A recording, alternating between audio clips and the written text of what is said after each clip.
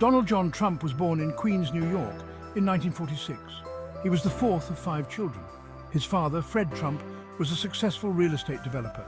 Donald attended the New York Military Academy, a private boarding school. He was known for his energy and ambition. After graduating high school, Trump enrolled at Fordham University. He later transferred to the Wharton School of the University of Pennsylvania. He graduated with a degree in economics in 1968. Trump joined his father's company after college. He quickly proved himself to be a shrewd businessman. Trump focused on developing properties in Manhattan. He was drawn to the glamour and prestige of the city. One of his early successes was the renovation of the Commodore Hotel. This project established him as a major player in the New York real estate market. Trump's ambition and drive were evident from a young age. He learned the real estate business from his father.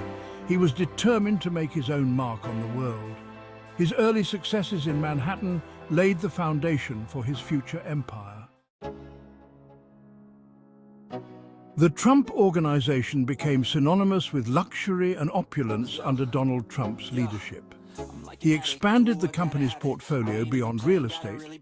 He ventured into casinos, golf courses, and even a short-lived airline. Trump Tower, completed in 1983, became an iconic symbol of his success. Trump's business practices were not without controversy. He was known for his aggressive negotiating style.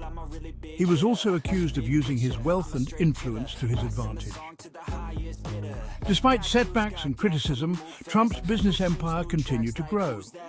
Trump's foray into the casino industry in Atlantic City, New Jersey, proved to be a mixed bag. While some of his casinos were initially successful, others struggled.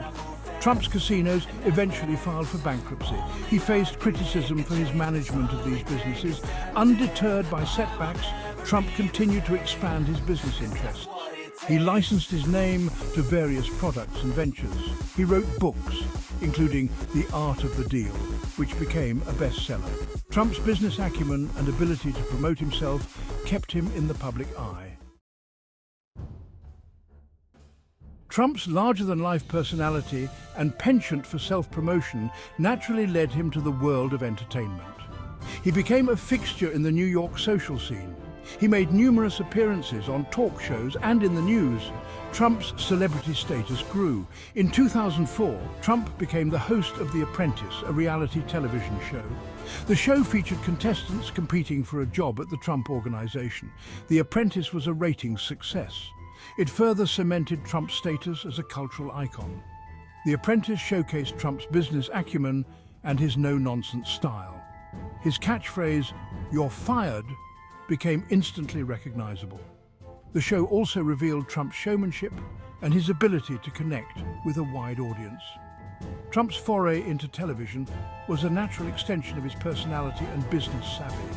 He understood the power of media and used it to his advantage. The Apprentice not only boosted his celebrity status, but also laid the groundwork for his future political aspirations. Section 4, 2016 Election Day. Donald Trump's entry into the 2016 presidential race was initially met with skepticism.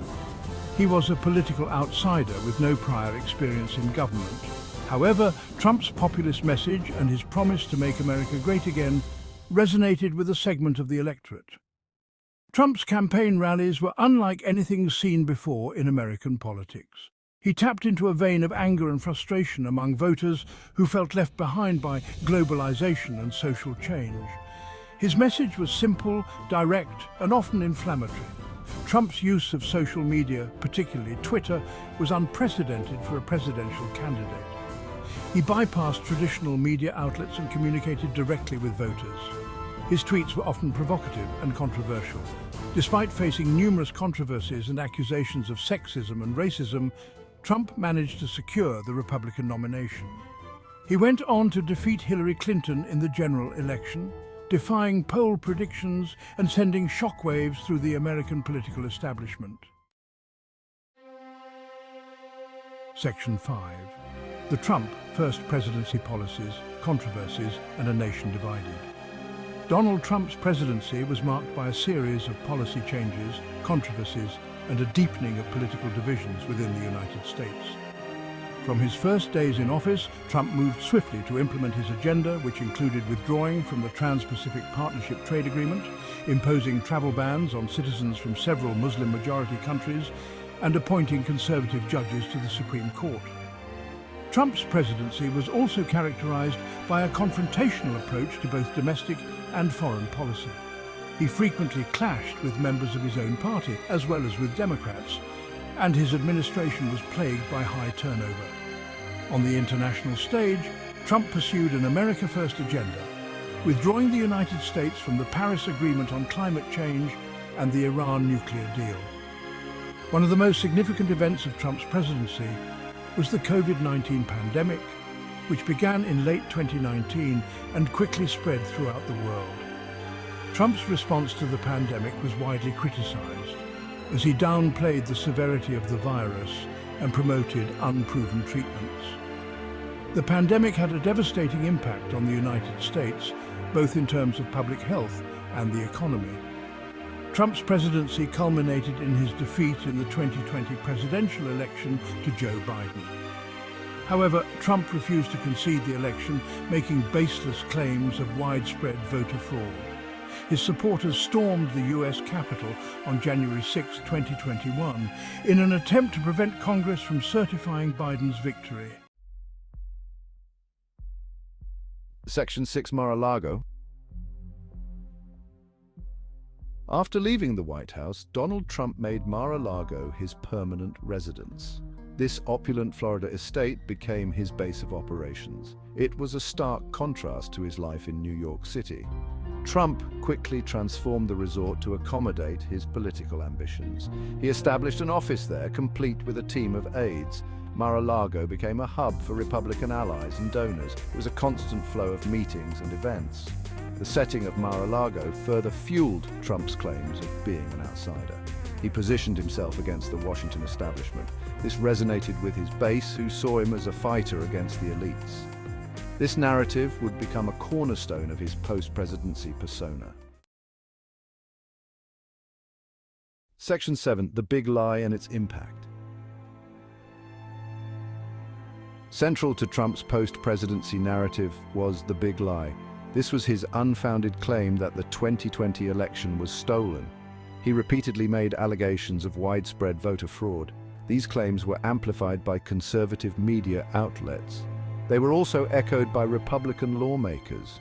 The big lie had a profound impact on American politics. It eroded trust in democratic institutions. It fueled partisan divisions, making it even more challenging to find common ground. This had real-world consequences, including the January 6th attack on the Capitol. Section 8, Reigning over the Republican Party. Despite losing the 2020 election, Trump maintained a tight grip on the Republican Party. He continued to be a powerful force in GOP politics. His endorsements were highly sought after by Republican candidates. He used this influence to reshape the party and his image. Trump's fundraising prowess also remained strong. He used his platform to solicit donations from his supporters. This gave him significant financial leverage over the party. Republican lawmakers who dared to criticize him risked losing his support and facing primary challenges. Section 9, A Media Mogul in the Making. Always the businessman, Trump saw an opportunity in the media landscape. He launched his own social media platform, Truth Social. This was his attempt to create a conservative alternative to Twitter. He also established Trump Media and Technology Group. Truth Social became a platform for Trump to communicate directly with his supporters. He used it to spread his message and attack his opponents. The platform quickly gained popularity among his base. However, it faced scrutiny for its content moderation policies and its role in spreading misinformation. Section 10, Legal Battles and Political Influence. Trump's post-presidency was also marked by legal challenges. He faced numerous investigations, both criminal and civil. These investigations covered a wide range of issues. These included his business dealings, his handling of classified documents, and his efforts to overturn the 2020 election. Despite these legal woes, Trump remained a potent force in American politics and continued to shape the political landscape as the 2024 election approached. Let's set the stage. Recently, the US Department of Justice accused Fahad Shakeri, reportedly linked to the Iranian Revolutionary Guard Corps, of conspiring to commit murder for hire. According to the DOJ, this plot targeted none other than Donald Trump. Trump himself took to his social media platform, Truth Social, to comment on these alleged threats. But Iran? They're calling these accusations absurd and politically motivated. Iranian officials have firmly denied any involvement, labeling the claims as fabrications and part of a broader smear campaign by the US to undermine Iran's international standing. Foreign Minister Abbas Araghchi emphasized that Iran respects the American people's choice in elections and is focusing on its internal strength. Now, this isn't just a he said, she said situation. The allegations have significantly heightened tensions between the US and Iran, two countries with a long history of strained relations. Issues like nuclear agreements and regional influence in the Middle East have always been hot topics, and this latest development only adds fuel to the fire. The DOJ claims to have evidence tying Iranian operatives to this plot. But Iran insists these are baseless allegations aimed at derailing potential diplomatic engagements. Iranian officials argue that the timing and intent behind these claims are suspicious, suggesting they're part of a broader US strategy to further its geopolitical interests. The Iranian government has called on the international community to condemn what it sees as a malicious conspiracy by the US. They continue to advocate for mutual respect, non-interference and peaceful coexistence as the core principles of their foreign policy. So what's the bigger picture here? Well, this situation undoubtedly complicates the already fragile relationship between Washington and Tehran. As tensions rise, the path forward for diplomatic efforts between these two nations becomes increasingly uncertain.